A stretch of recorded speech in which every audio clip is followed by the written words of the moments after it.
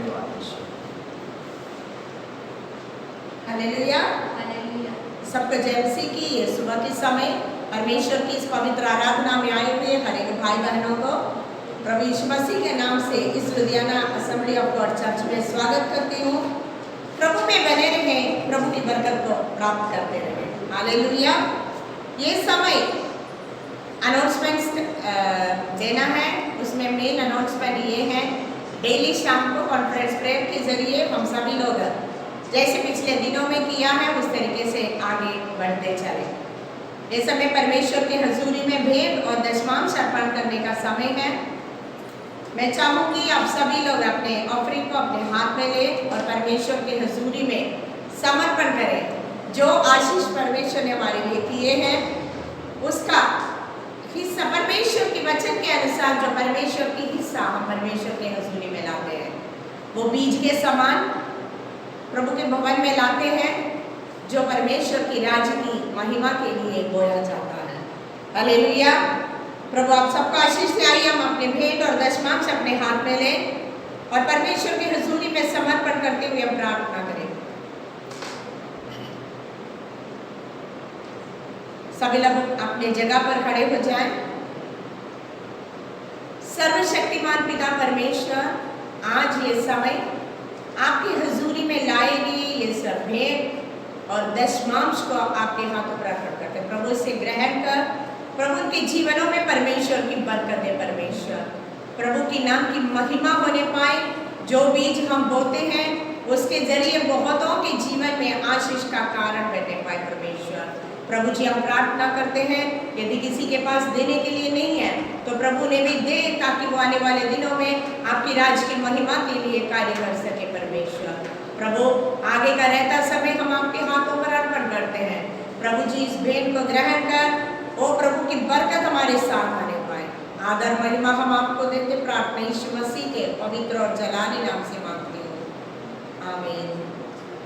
भेंट समर्पण करने का समय है और रेचल आगे आएंगे और एक गीत गाकर परमेश्वर के नाम में महिमा करेंगे।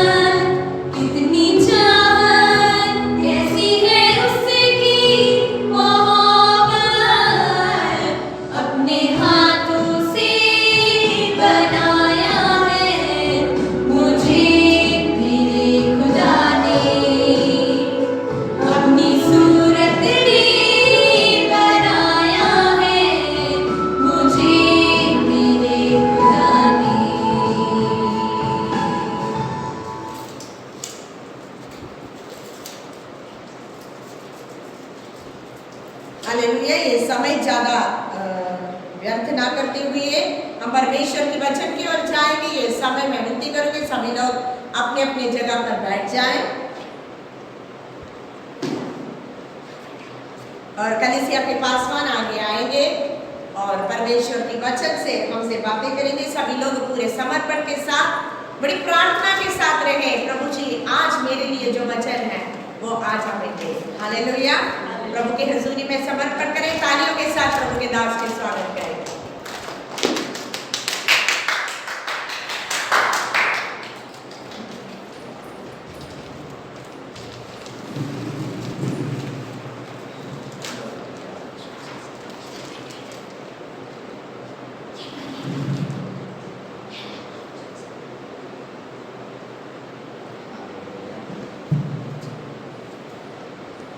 सुबह समय आप के सन्मुख में प्रभु यीशु के नाम से आने के लिए परमेश्वर के पवित्र वचन को अपने हाथ में लेकर खड़ने के लिए प्रभु ने एक और मौका दिया। इसलिए मैं आनंद से भरा हुआ दिल से परमेश्वर को धन्यवाद देता हूँ। हमेशा मैं ये बात कहता हूँ, आज मैं इसलिए जीवित हूँ क्योंकि प्रभु ने मुझ पर अनुग्रह किया। ये प्रभु की दया और करुणा है और उसका प्रेम है।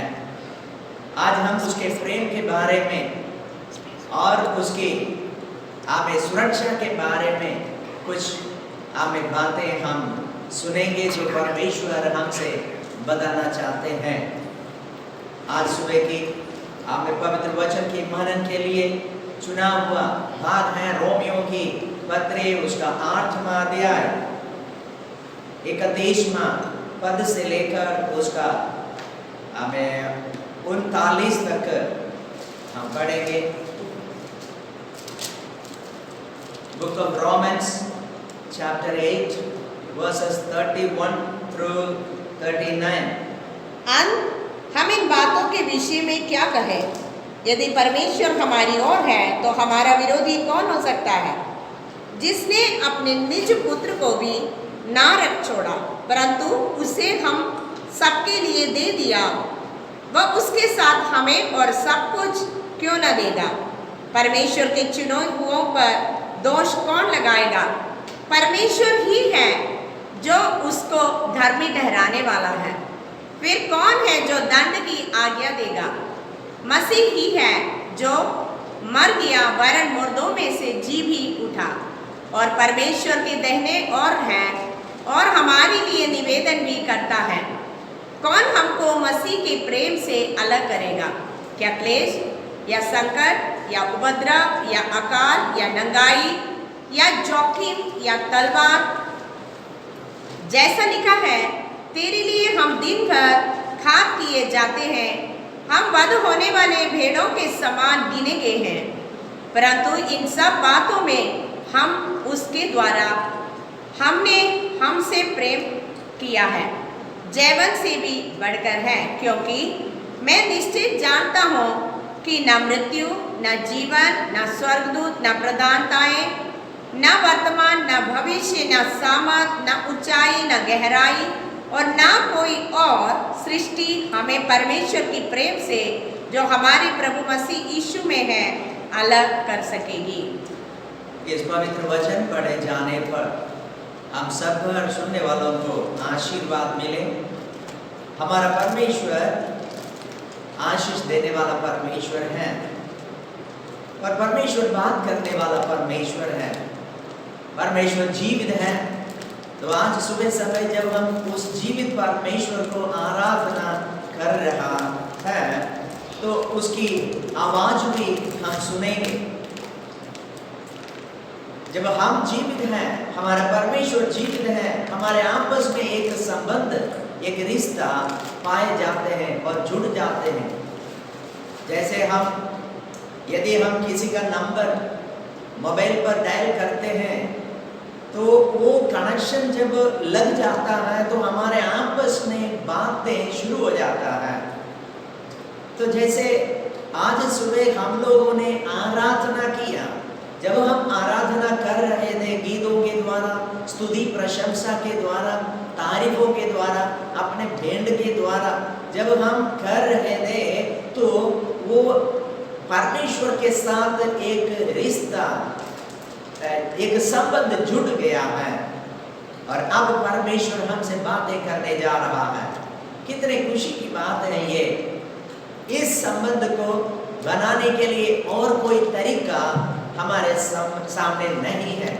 वो तरीका केवल यही है कि उसको आराधना करें। लुधियाना असेंबली ऑफ गॉड कलीसिया का मकसद या द पर्पस भी यही है, जीवित परमेश्वर को आत्मा, सत्य और पवित्रताई में आराधना करना है।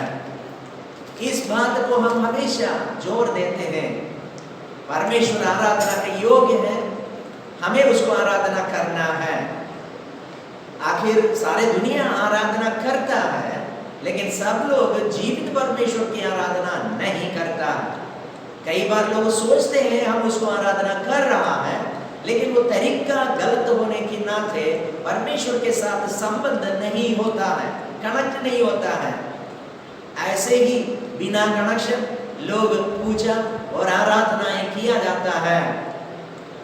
आज सुबह समय में आपको यही बताना चाहता हूँ। सबसे पहले हमारी प्रार्थना परमेश्वर सुनने से पहले या सुनने के लिए उसके साथ रिश्ता जोड़ना अवश्य है, संबंध बनाना अवश्य है।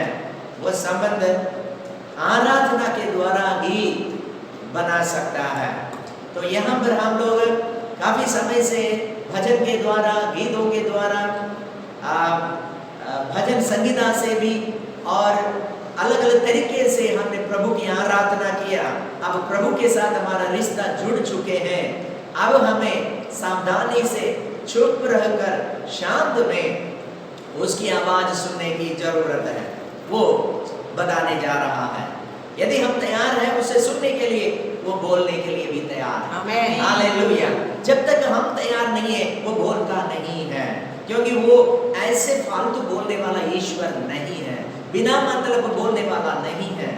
पवित्र बाइबल कहता है परमेश्वर का मुंह से निकलने वाला वचन खाली वापस नहीं आता है, वो फल लेकर आता है। तो आज सुबह समय ये सुनने वाले आपके जीवन से प्रभु फल चाहता है, वो फल प्रभु लाना चाहते हैं। तो उसके लिए हम तैयार होकर रहें। यहाँ पर मैं दो बात पर जोर देना चाहता हूँ। पहली बात ये है, 31वां पद में कहता है यदि परमेश्वर हमारी ओर है तो हमारा विरोधी कौन हो सकता है। इसका मतलब हमें मालूम है विरोधी से, शत्रु से डर पैदा होता है। मनुष्य के अंदर डर तब आता है मनुष्य परमेश्वर से दूर है। पवित्र बाइबल के आरंभ में सृष्टि के बारे में बताया गया, परमेश्वर ने मनुष्य को अपने स्वरूप में समानता में बनाया करके बता रहा है। लेकिन कुछ समय में क्योंकि बिना डर मनुष्य परमेश्वर से बातचीत करता था, उनके पास आना जाना संभव था। मनुष्य और परमेश्वर के बीच में कोई गैप या दूरी नहीं था, नजदीक आ सकता था। आज मैं और आप परमेश्वर से बहुत दूरी पर हैं, कारण हमें मालूम है अधर्म है, पाप है, बुराई है, हमें अनैतिकता है। लेकिन जब आरंभ की समय पर मनुष्य परमेश्वर के स्वरूप में होने के नाते वो आपस में एक अच्छा करीब रिश्ता रखता था, उनके बीच में भय नहीं था। लेकिन उत्पत्ति 3 अध्याय में जब हम पढ़ते हैं, वहां पर मनुष्य जिस दिन आज्ञा का उल्लंघन किया, पाप किया, परमेश्वर की आज्ञा के विरोध में चला, उसी दिन मनुष्य के अंदर डर आ गया। मनुष्य परमेश्वर से छिपने लग गया, जाकर कहीं छिप के बैठ गया। जब परमेश्वर जैसे पिछला दिन, पहला दिन आते थे उसी तरह आया तो मनुष्य वहां दिखते नहीं। तो परमेश्वर पूछा, हे आदम तू कहाँ है? तो आदम का जवाब ये था, प्रभु तेरी आवाज सुनकर हम डर गए, हम छिप गए हैं। हालेलुया। तो यही है, आमीन, डर का आरंभ यहाँ से शुरू हो गया है। मैंने बताया डर तब आता है मनुष्य परमेश्वर से दूर रहते तब। और यहाँ पर जो वचन प्रेरित पौलुस रोम या कलीसिया के लिए, रोम के विश्वासियों के लिए लिखा, तब वो कहता है यदि परमेश्वर हमारी ओर है तो कौन हमारा विरोधी हो सकता है। देखिए, सबसे महान व्यक्ति, सर्वशक्तिमान, हमारे विरोध में आने के योग्य व्यक्ति केवल परमेश्वर है। यदि वो हमारे साथ है तो फिर कौन है उस जगह पर खड़ा हो सकता है? ये है एक सवाल। अब मनुष्य में या दुनिया में बहुत सारे विरोधियों को हम पाते हैं जरूर, लेकिन मैं आपसे एक सच्चाई बताना चाहता हूं।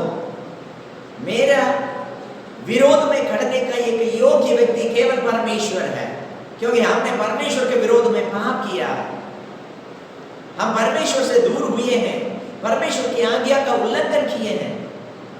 यदि वो परमेश्वर मेरे साथ है, इसका मतलब वो मेरे विरोध में नहीं है, तो फिर कौन इस दुनिया में हमारा विरोध में आ सकता है? ये एक बहुत बड़ा सवाल है। यदि आज हमारे अंदर डर है, यदि हम किसी बात में परेशान हैं, तो मैं आपसे यही वचन आपको देना चाहता हूं। सर्वशक्तिमान परमेश्वर, जो व्यक्ति हमें दंड दे सकता है, जो व्यक्ति हमें नाश कर सकता है, इस दुनिया से हमें मिटा सकता है, वो अधिकार जिसके पास है, वो व्यक्ति परमेश्वर हमारे साथ है, तो कोई इस दुनिया में विरोध में नहीं आ सकता। बड़ी आशा का एक वचन, शांति का एक वचन, तसल्ली का एक वचन। आज ये वचन सुनते ही आपके मनों में और हृदयों में परमेश्वर की शांति आने पाए, यही मेरी प्रार्थना है। ये ऐसा ही होगा यदि आप विश्वास करोगे। Glory to God, hallelujah. अब मैं और आप मसीही लोग किसी बात की डरने की जरूरत नहीं, क्योंकि यीशु मसीह हमारा प्रभु है। जब यीशु परमेश्वर है, वो प्रभु हमारे साथ है, हमें इस दुनिया में किसी बात से डरने की जरूरत नहीं है। उसकी 32वां पद में इस प्रकार पढ़ते हैं, जिसने अपने निज पुत्र को भी ना रख छोड़ा, परंतु उसे हम सब के लिए दे दिया, वो उसके साथ हमें और सब कुछ क्यों ना देगा। अब परमेश्वर हमारे साथ है करके कहने का एक कारण इस वचन 32 में 32 में कह रहा है, वो ये है, अपना निज पुत्र, अपना एकलौत पुत्र को रखना छोड़ा, हम सब के लिए उसने दे दिया। मेरे और आपके पाप के कारण हमारा उद्धार के लिए इस संसार में यीशु को भेजकर एक कुर्बानी होने के लिए अपने आप अब यीशु को दे दिया। किसने दिया ये काम? पिता परमेश्वर ने किया। इसलिए कहते हैं वो परमेश्वर हमारे साथ है, क्योंकि उसने अपना एकलौता बेटे को हमारे लिए दे दिया। अगर वो हमारे विरोध में होता, ये काम कभी ना करते हैं। क्या कभी कोई दुश्मन अपना बेटे को हमें पश्चाताप के लिए और हमारा बचाव के लिए कभी देता है? कभी नहीं देगा। मेरे प्रियो, ये एक बहुत अनोखी बात है जो परमेश्वर ने किया है। हालेलुया। तो हमारे जीवन में ये बातें हमें याद रखने की जरूरत है। वो परमेश्वर जिसके विरोध में हमने पाप किया, वो परमेश्वर आज हमारे वश में खड़ा है, हमारे विरोध में नहीं खड़ा है। ये क्यों हम कहते हैं? कैसे हम कह सकते हैं? इसका कारण उसने अपना निज पुत्र को अपने लिए नहीं रखा, अपना पुत्र समझकर नहीं रखा, मेरे लिए, आपके लिए, हमारा उद्धार के लिए उसने दे दिया। इसलिए हिम्मत के साथ हम कह सकते हैं परमेश्वर हमारे साथ है। तो हालेलुया।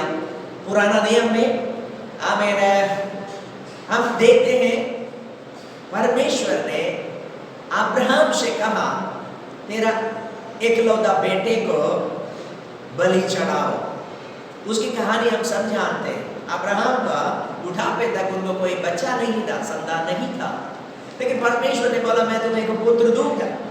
और बाइबल कहते हैं उसकी 100वां साल में, जब उसका उम्र, अब्राहम का उम्र 100 साल का हुआ, तब उसका एक बेटा उत्पन्न हुआ जिसका नाम इसहाक रखा गया। उस इसहाक के बारे में बाइबल कहते हैं परमेश्वर ने अब्राहम से कहा तू अपना एकलौता बेटे को बलि चढ़ाओ। और अब्राहम बिना कुछ सवाल किए हुए अपने एकलौता बेटे को ले गया और उसको बलि चढ़ाया करके बाइबल कहते हैं। लेकिन उसको बलि करने से मिनट पहले जब अब्राहम ने अपने दिल से उसको बलि दे दिया, अपने मन से दे दिया, उसने लड़के को बांध के हमें बलि वेदी पर रख दिया, हमें तलवार उठाया उसको मारने के लिए। जब तलवार उठा के मारने लगा तब परमेश्वर ने उसके हाथ को रोक दिया। इसका मतलब अब्राहम ने दिल से, तन मन से, शारीरिक तौर से अपने बेटे को बलि दे दिया। ये क्या था? अब्राहम का परमेश्वर के साथ का प्रेम इसमें प्रकट करता है। अब्राहम को अपने बेटे पर प्रेम था, लेकिन उस बेटे का प्रेम से बढ़कर उसने परमेश्वर को प्रेम किया। इसलिए अब्राहम ने बिना कुछ सवाल किए, बिना अपने बेटे को हमें छोड़े, परमेश्वर के लिए उन्होंने दे दिया। ये बात हम देख सकते हैं। अब इसी तरह जब परमेश्वर ने अपना एकलौता बेटे को मेरे और आपके पाप के प्रायश्चित के रूप में उसने दे दिया है, तो यहाँ पर एक प्रश्न पूछ रहा है, वो उसके साथ हमें और सब कुछ क्यों ना देगा? हालेलुया। विशेष तौर से इस समय हम सब एक जरूरतमंद के समय में हैं। हम we all have needs। हम सभी लोग परेशान हैं, सब कुछ चाहिए, कुछ ना कुछ हम जरूरत में हैं, आवश्यकताएं हमारे सामने हैं। लेकिन प्रभु का वचन पूछ रहा है, यदि अपना एकलौता बेटे को अपने लिए नहीं रखा, मेरा बेटा मैं किसी को नहीं दूंगा करके समझा नहीं, अपने बेटे को सारे संसार के लिए दे दिया है, तो वो हम सबके हर एक जरूरत क्यों नहीं पूरा करेगा करके एक सवाल ये हमें वचन में पूछा गया है। यहाँ पर हमें चाहिए एक विश्वास, एक आशा चाहिए। यदि प्रभु ने ये काम किया है तो आज का मेरा जरूरत प्रभु पूरा करेगा करके एक आशा और एक विश्वास मेरे और आपके अंदर हमें बढ़ने की जरूरत है। हमें मत्ती रे सुसमाचार 6 अध्याय का 33 में, मैथ्यू 6:33 में यीशु मसीह स्वयं अपने चेलों से कह रहा है, तुम क्यों अपने लिए चिंता करते हो? अपने शरीर के लिए, अपने प्राण के लिए, पहनने के लिए, रहने के लिए क्यों चिंता करते हो? उसके बाद यीशु मसीह चेलों से कह रहा है, पहले उसके राज्य और धर्म की खोज करो, ये सारी वस्तुएं तुम्हें दिया जाएगा। क्यों? तुम प्रभु के संतान हो, तुम चुने हुए हो, तुम प्रभु को मानते हो, इसलिए परमेश्वर देंगे करके पूरा यकीन के साथ यीशु मसीह कह रहा है। आमीन, हालेलुया। वही वचन यहाँ पर आज हमने रोमियो में पढ़ा है, यदि अपना एकलौता, देखो अपने एकलौता बेटे से बढ़कर कुछ भी नहीं है उनके पास। हालेलुया। एक पिता के जीवन में उनके पास अगर एकलौता ही बेटा है तो पिता के समय के बाद सारा अधिकार, सब कुछ उस बेटे का है। उस बेटे को अगर वो इतना प्रिय नहीं समझ रहा है, उस बेटे को ही स्वयं देने के लिए तैयार हो रहा है, तो क्या उनके पास कोई और चीज है तो क्यों नहीं देगा? ये एक प्रश्न है। हालेलुया। प्रभु हमें ऐसा प्रेम करने वाला परमेश्वर है। इसलिए आज मेरे और आपके अंदर का डर पूरी तरह हमारे दिल से बाहर निकालने की जरूरत है। अगला वचन में 33वां वचन में ये पूछ रहा है, रोमियो 8:33 में, परमेश्वर के चुने हुओं पर दोष कौन लगाएगा? परमेश्वर ही है जो उसको धर्मी ठहराने वाला है। हालेलुया। परमेश्वर के चुने हुओं पर दोष कौन लगाएगा? अब परमेश्वर स्वयं हमारे ऊपर दोष नहीं लगा रहा है, प्रभु ने हमें चुना है। जब हम पापी ही थे तब हमें चुना है। अब चुने हुए लोगों पर कौन दोष लगाएगा, ये एक प्रश्न है। कई बार हम लोग परेशान रहते हैं, कई बार लोगों की बातें सुनकर, आज भजन संगीता से भी हमने सुना था, कई बार लोग हमारे ऊपर दोष लगाता है बिना मतलब। जो काम हमने नहीं किया, कभी हमने सोचा भी नहीं, उसके बारे में लोग कहाँ बातें बनाते हैं, दोष लगाते हैं। यीशु के ऊपर भी लोगों ने दोष लगाया। अब यहाँ पर हमें लेखक ये पूछ रहा है, यदि मैं और आप परमेश्वर के चुने हुए हैं, कौन हमारे ऊपर दोष लगा सकता है? देखो, हमारे ऊपर दोष लगाने का योग्य व्यक्ति केवल परमेश्वर है। वो हमारे ऊपर दोष लगा सकता है, उसको अधिकार है, उसको हक है, वो कर सकता है, लेकिन वो नहीं लगा रहा, वो उसने हमें चुना है। तो फिर इस दुनिया में कौन हमें दोष लगाएगा? मुझे याद आता है, हालेलुया, यूहन्ना रे सुसमाचार के 8वां अध्याय में एक घटना हुई है। कुछ लोगों ने एक पापी औरत को पकड़कर यीशु मसीह के सामने लाया। यीशु के पास लाकर यीशु से कहने लगा, प्रभु, पुराना नियम की व्यवस्था के अनुसार, मूसा के व्यवस्था में ये लिखा है, यदि किसी औरत को व्यभिचार करते हुए पकड़ा जाए, उसको पत्थर मार के उसको खत्म करें। ये व्यवस्था है, न्याय है। अब तू क्या कहता है? क्योंकि तू न्याय को या व्यवस्था को पूरा करने के लिए आए हैं ना। तो यीशु मसीह ने उन लोगों से कहा, तुम में से जो बिना पाप के हैं या जिसने कभी पाप ना किया हो, वो इनको पहले पत्थर मारे। यीशु ने इतना जवाब दिया, क्योंकि व्यवस्था के अनुसार ये कहा गया पत्थर मारना। ठीक है, पत्थर मारने के लिए योग्य एक व्यक्ति होना चाहिए, वो व्यक्ति बिना पाप का होना चाहिए, वही उनको दंड दे सकता है। तो जब ये बातें सुनकर सारे लोग, एक बड़ी भीड़ पत्थरों के हाथों में पत्थर उठाकर लेकर आए थे, लेकिन वो सारे लोगों ने पत्थर को फेंक कर चुपचाप चला गए, क्योंकि उनके मुंह बंद हो गया, उनके पास कोई जवाब नहीं रहा, उत्तर नहीं रहा यीशु के कहने पर। इसी तरह हम सब जानते हैं, इस पाप का हमें दंड ये है, इस काम का नतीजा ये है, इसी तरह हम सब जानते हैं। लेकिन जब हम सब लोग प्रभु के पास आते हैं, कई बार हमारा मुंह बंद हो जाता है। मेरा प्रियो, मुझे और आपको केवल उस प्रभु की बात पर विश्वास करने का और प्रभु की जो फैसले को हमें अपनाने की जरूरत है, ना कि हम स्वयं फैसला करके बैठ जाएं।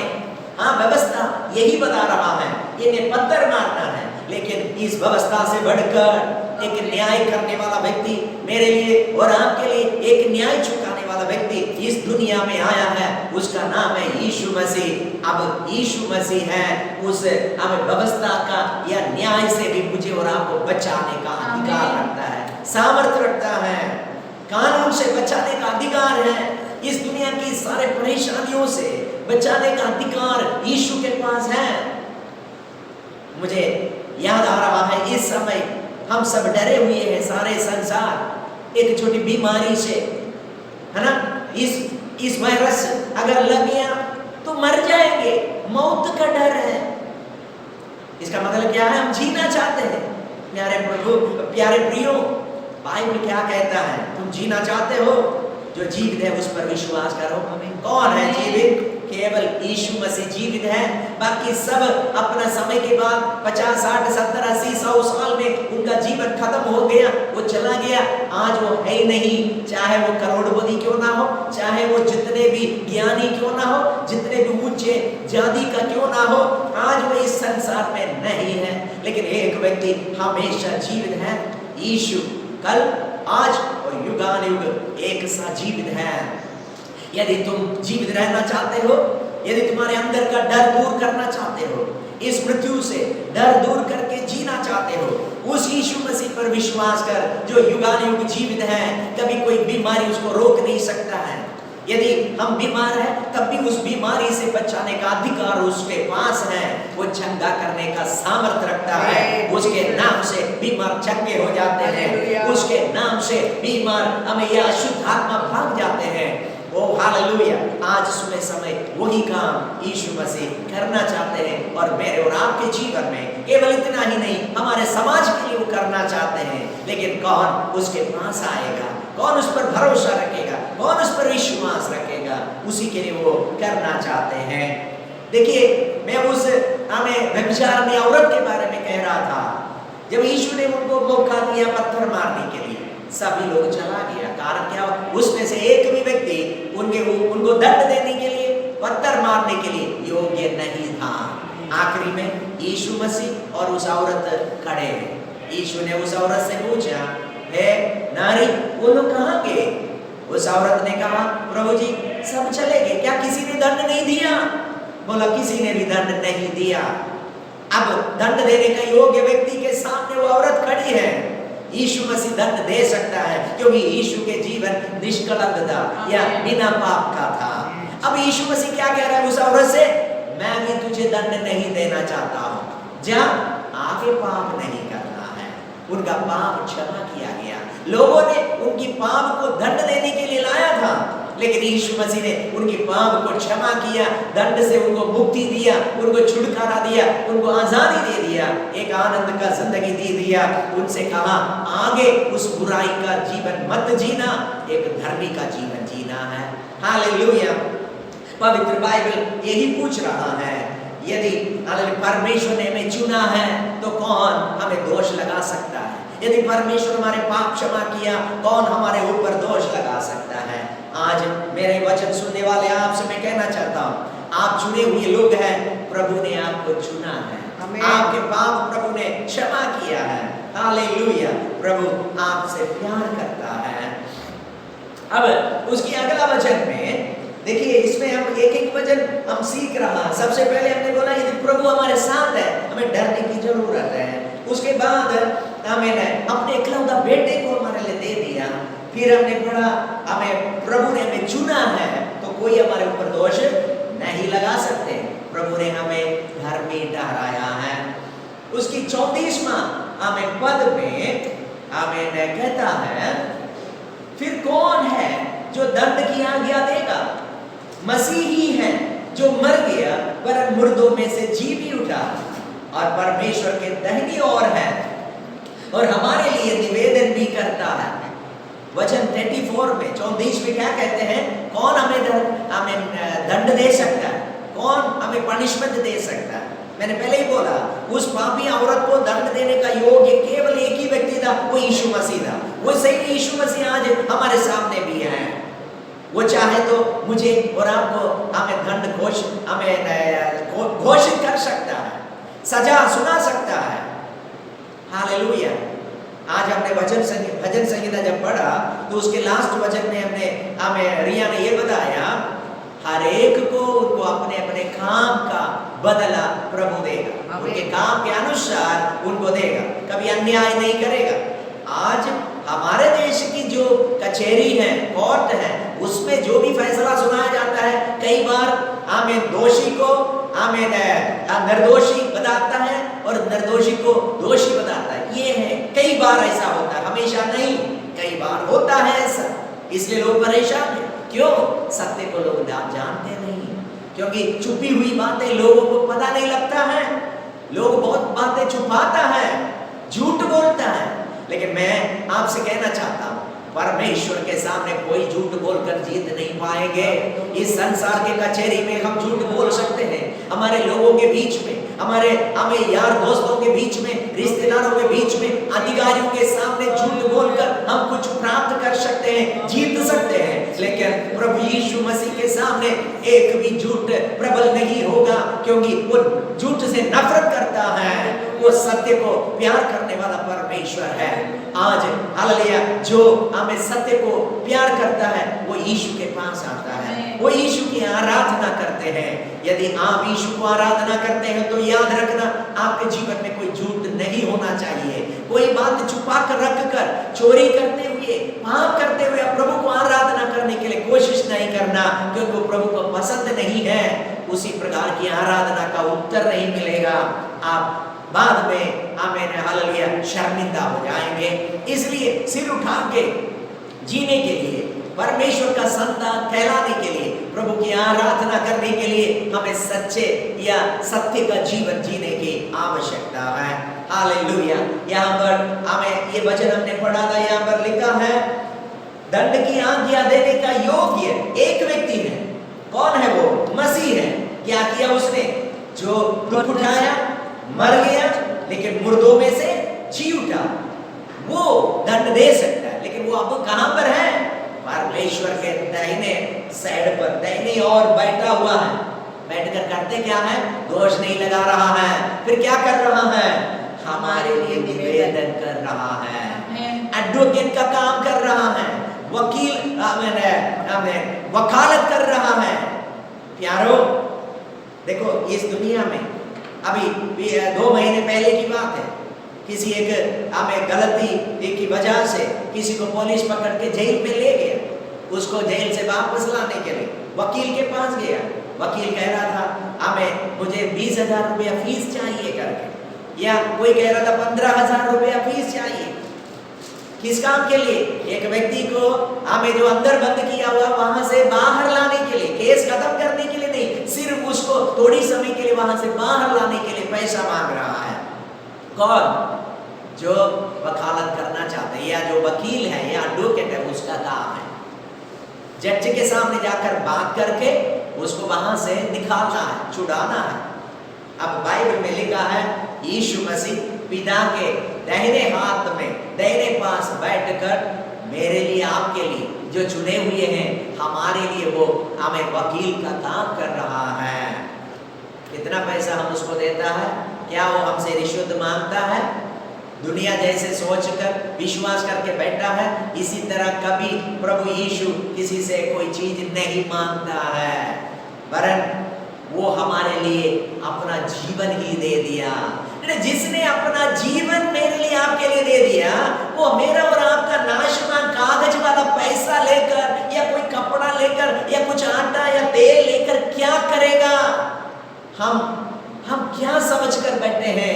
कई बार हमारे लोग ये सोचते हैं चढ़ावा देने से, बलि देने से, पैसा देने से हमारा पाप खत्म हो जाएगा, हमें पाप खत्म हो जाएगा। जैसे लोग सोचते लंगर खिलाएंगे, जितना हमने अनरीति से कमाया वो लंगर की वजह से हमारा पाप खत्म हो जाएगा, ये सोचकर वो काम कर रहा है। ये कभी नहीं होता है। हालेलुया। जो गलत या जो पाप हमने किया उसका दंड हमें भोगना ही पड़ेगा। लेकिन यहाँ पर यीशु मसीह है, मेरे और आपकी जगह पर उस दंड को उठाया है, उस दुख को उठाया, वो बोझ को उठाया। पवित्र बाइबल यही कह रहा है, यीशु मसीह मानव जाति का पाप का बोझ उठाकर कुर्बानी हुआ है। उसी के बारे में कहता, वो आज दोष लगा सकता है, हमें दंड सुना सकता है, हमें सजा सुना सकता है, मेरे और आपके ऊपर वो सजा सुना सकता है। लेकिन वो सजा नहीं सुना रहा है, बल्कि मेरे और आपकी भलाई के लिए वो वकालत कर रहा है। कितना अच्छा परमेश्वर है वो यीशु मसीह, कितना अच्छा वकील है वो यीशु मसीह। हालेलुया। चाहे हम कई बार धन्यवाद भी देना भूल जाते हैं, कई बार प्रार्थना नहीं करते, कई बार बाइबल नहीं पढ़ते, कई बार उसके कहे हुए वचन के अनुसार हम नहीं जीते हैं, फिर भी वो मेरे लिए, आपके लिए स्वर्ग में बैठकर परमेश्वर से निवेदन कर रहा है।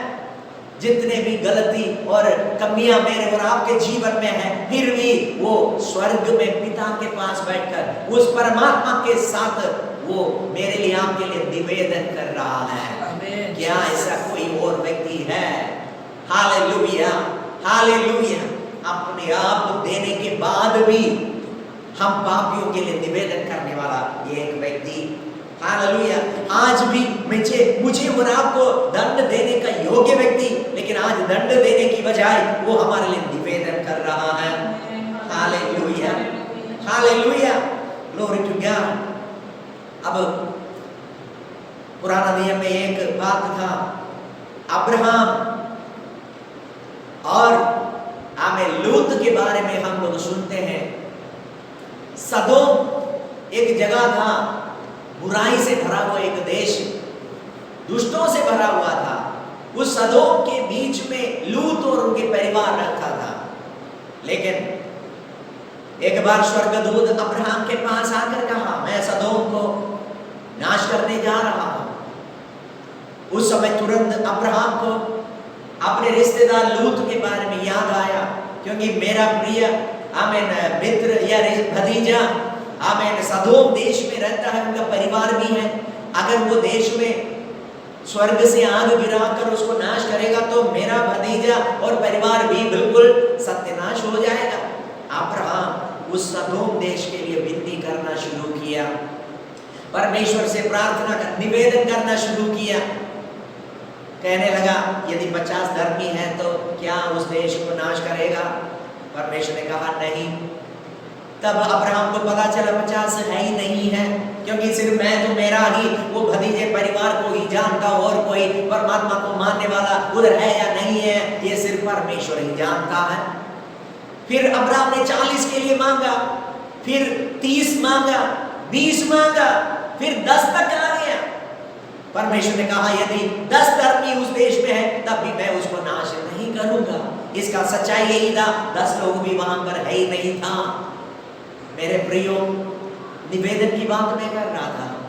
जैसे अब्राहम परमेश्वर के सामने सदोम के लिए निवेदन किया, उसी तरह आज यीशु मसीह हमारे देश के लिए, सारे दुनिया के लिए स्वर्ग में पिता के दाहिने और बैठकर निवेदन कर रहा है। ये सारे संसार पाप में डूबे हुए हैं, अनैतिकता है, व्यभिचार है, मूर्ति पूजा है, सारे बुराइयों से भरा हुआ है। आज हमारा देश उस तरीके से नहीं चल रहे जिस तरीके से परमेश्वर चाहता है, जिस तरीके से परमेश्वर के वचन कहता है इसी तरीके से जीवो। उसी तरीके से नहीं हमारा देश के लोग जी रहा है, फिर भी हमारा देश ऐसा चल रहा है, कारण यीशु मसीह स्वर्ग में पिता के दाहिने ओर बैठकर सारे संसार के लिए बिचवाई कर रहा है। जैसे अब्राहम अपने भतीजे परिवार के लिए किया, जब सदोम सारे दुष्टों से भरा हुआ था, फिर भी उन्होंने बिचवाई किया, प्रभु उस देश को बचा ले।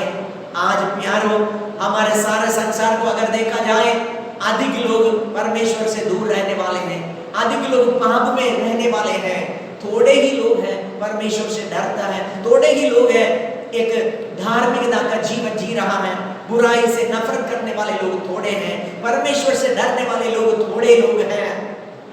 मैं कहना चाहता हूं, आप उस थोड़े लोगों में से गिना जाना चाहिए।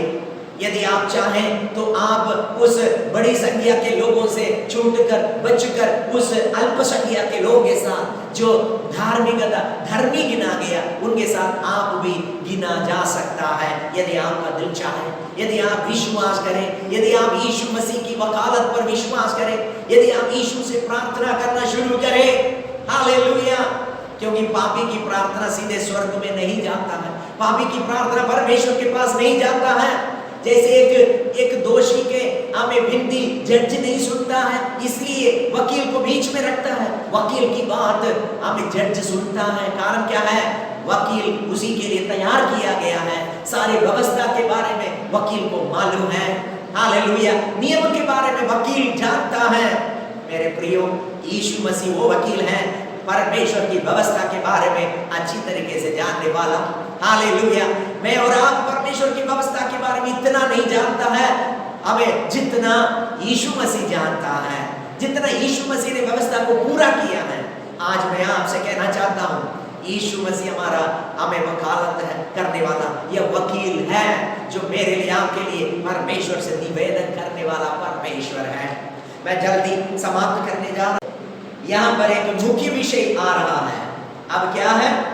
इसी प्रकार मुझे और आपको ऐसे प्रेम किया हुआ परमेश्वर, इसी प्रकार मुझे और आपको प्रेम करने वाला यीशु मसीह जो अभी स्वर्ग में मेरे लिए आपके लिए निवेदन कर रहा है, उस प्रभु यीशु का प्रेम से मुझे और आपको कौन अलग कर सकता है? एक बड़ा सवाल है। आज ये सभा समाप्त होने से पहले इसका उत्तर आपको देना है।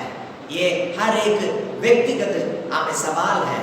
मैं आपसे पूछना चाहता हूं, वचन में लिखा हुआ है, ये कौन हमको मसीह के प्रेम से अलग करेगा?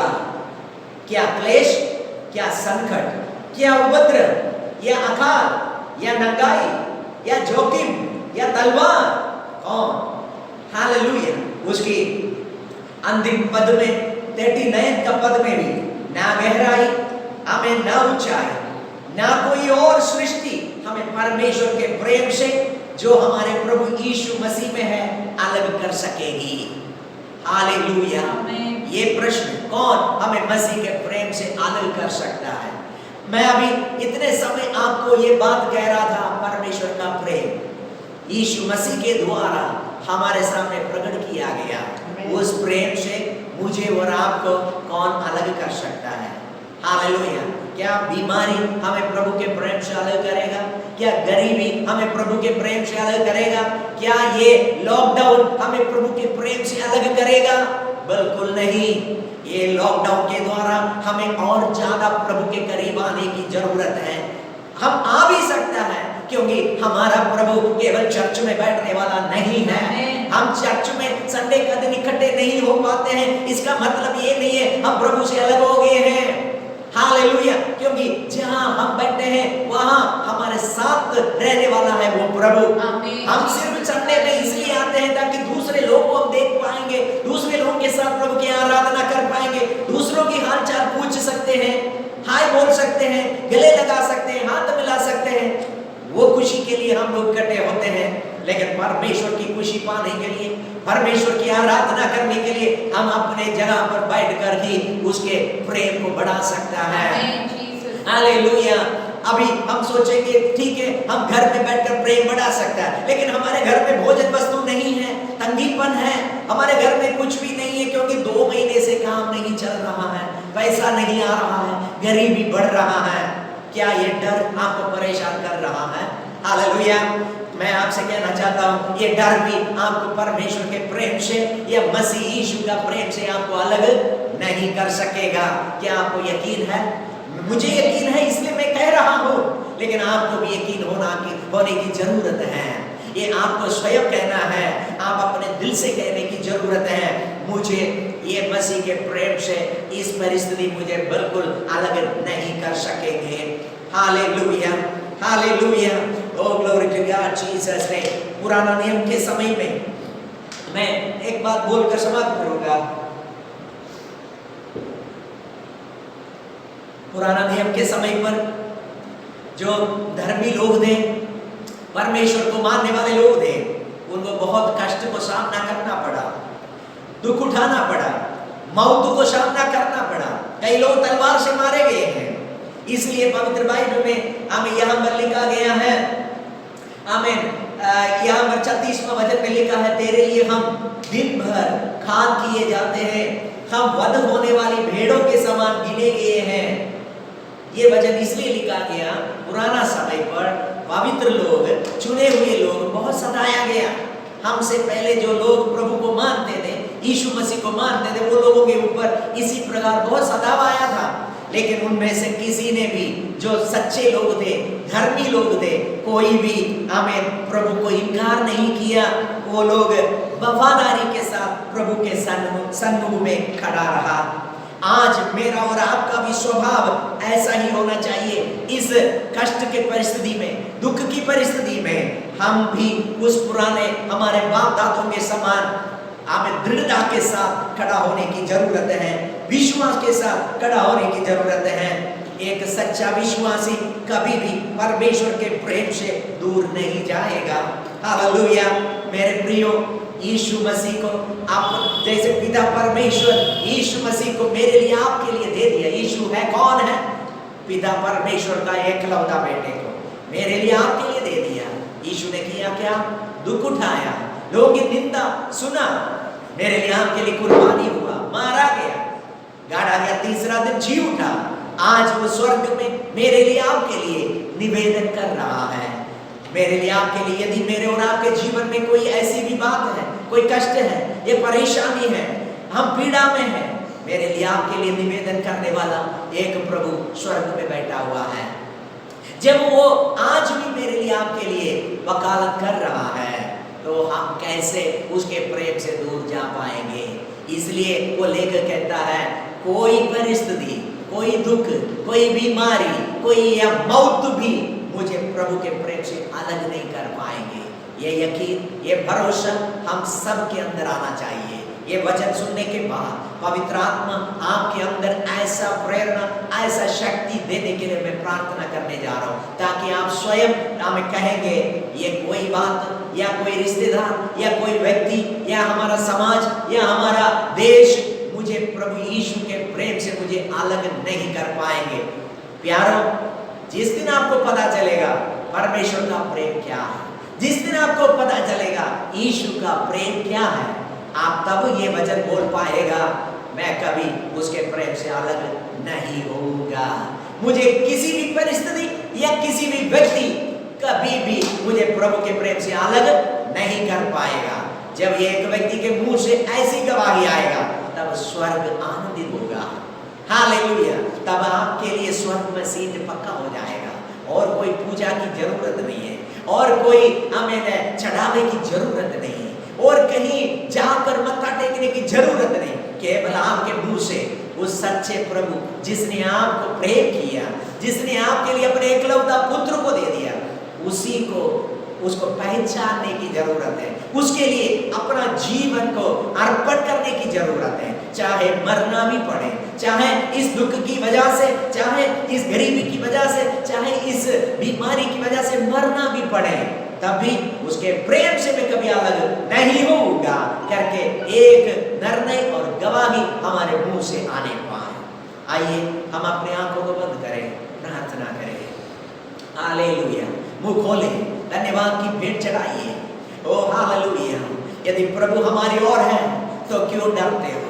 यदि हमारे प्रभु हमारे साथ हैं, फिर कौन हमारे विरोध में हो सकता है? हो सकते हैं आपके पड़ोसी सारे आपके विरोध में, हो सकते हैं आपके धर्म के लोग आपके विरोध में हैं, हो सकते हैं आपके मित्र आपके विरोध में, आपके स्वयं के परिवार के लोग आपके विरोध में हैं, लेकिन यहाँ पर यीशु आपके साथ खड़ा है। Hallelujah, hallelujah. दुनिया का मालिक परमेश्वर आपके साथ खड़ा है। ओ क्यों डरते हो? यदि अपने एकलौता बेटे को देने से वो इनकार नहीं किया, देने से मना नहीं किया, तो आपकी इस समय की जरूरतों को देने से कैसे परमेश्वर मना करेगा? बिल्कुल नहीं मना करेगा। आपको प्रभु ने चुना है, आपको प्रभु आशीर्वाद देगा, लेकिन आपका काम है, मेरा काम है उस विश्वास में, उस प्रेम में आप स्थिर रहें। पिता परमेश्वर इस वचन को सुने हुए सबको आशीष दे प्रभु।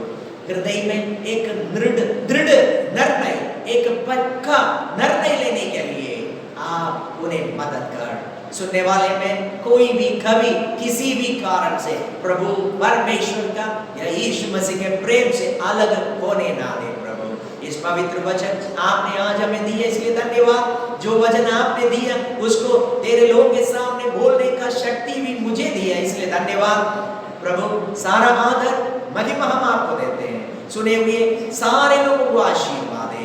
हमारे देश को तेरे हाथों पर अर्पण करते, बिना तेरा वचन, बिना तेरे शांति नाश होने वाले लोगों के लिए प्रार्थना करते हैं, मरने वाले लोगों के लिए प्रार्थना करते हैं, मर के नरक में जाने वाले लोगों के लिए प्रार्थना करते हैं। उन सबके हमें उद्धार के लिए आपने अपने एकलौता बेटे को दे दिया। उस प्रेम में लोग बने रहने के लिए, ये सत्य पर लोग विश्वास करके चलने के लिए मदद कर। सारा आदर महिमा हम आपको देते हुए प्रार्थना यीशु मसीह के पवित्र और जलाली नाम से मांगते हैं। आमीन, आमीन। पिता परमेश्वर का प्रेम, यीशु मसीह का अनुग्रह, पवित्र आत्मा की सहभागिता हम सब के साथ यीशु के आगमन तक हमेशा होते रहे। आमीन, आमीन। Hallelujah, hallelujah, hallelujah. प्रभु यीशु मसीह की जय। प्रभु आप सबको आशीष